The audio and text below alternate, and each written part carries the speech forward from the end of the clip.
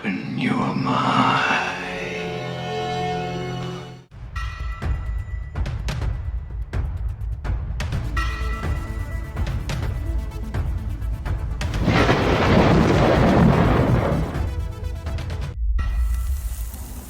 Hey out there, this is Buzz with TheSurvivalBuzz.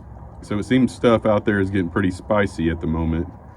A lot of controversy, a lot of stuff going on, a lot of people choosing sides at this point. Not that that's anything new, but the division seems like it's getting greater at this point.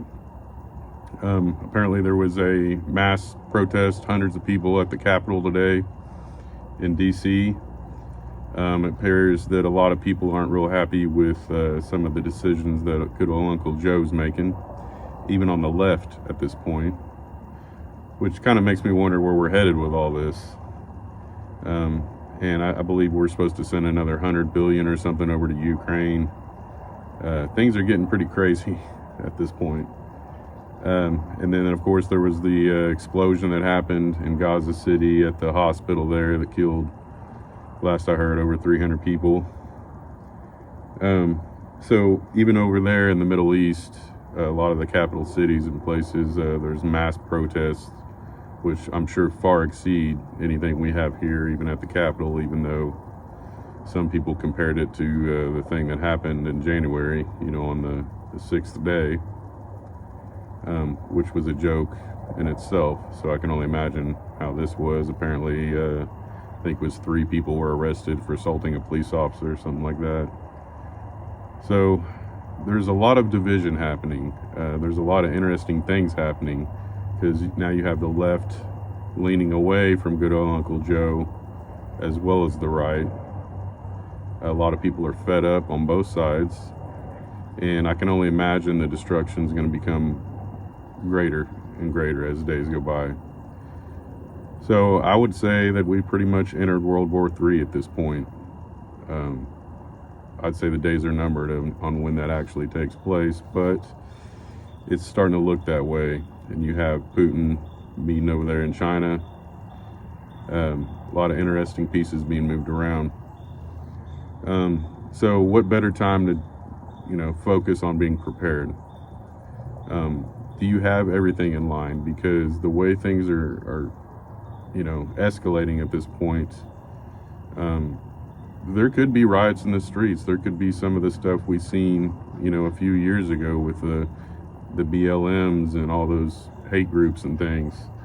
I can foresee that right around the corner when you already have those groups coming out publicly backing, Palestine, which is what was happening at the Capitol today. A lot of, Jew pro-Palestine supporters. And there's just destruction on both sides at this point. At least with the Israelis, I don't think they're necessarily out to hurt innocent people, women, children, civilians. But with Hamas, they definitely are. They don't care who gets in their way, and they honestly just want to wipe Israel off the map. So you can't bargain with that. But then now here in the United States, we're starting to see protests. We're starting to see an uproar from the left, and people are ignorant. I'm telling you. I feel fortunate where I live, even though I work in a fairly big city. It's always been pretty red here. There's a few blue areas. There's a few people that think that way. But in comparison to a lot of the big cities, and probably a lot of the cities that you guys are having to deal with, I can't imagine. And it's only going to get worse as they divide everybody. So we all got to stand together against this.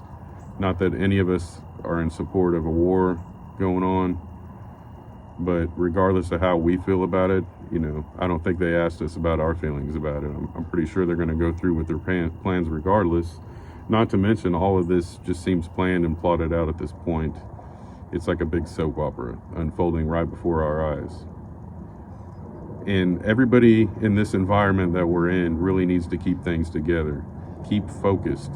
Even though you can still go down to the store, you can still put gas in your car, you still have electricity in your house, any one of those luxury items at this point can be taken away from you. So you need to have plans for the winter coming up.